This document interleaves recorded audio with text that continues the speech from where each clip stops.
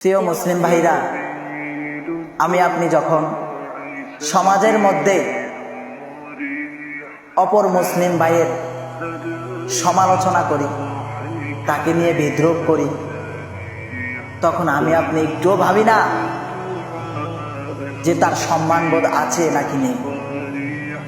এমনভাবে আমি আপনি অপর মুসলিম ভাইয়ের সমালোচনা করে বিদ্রোহ করি, মনে হয় যেন তার কোনো সম্মান বোধই নেই।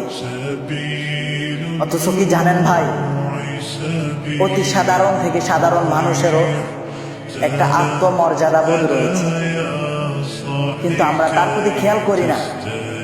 আমরা এমনভাবে অপর মুসলিম ভাইয়ের সমালোচনায় মেতে উঠি যেন তার সমাজের মধ্যে কোনো সম্মান বোধ নেই, আত্মমর্যাদা বলতে কিছু নেই। না ভাই, পরিহার করতে হবে। আমি আপনি অপর মুসলিম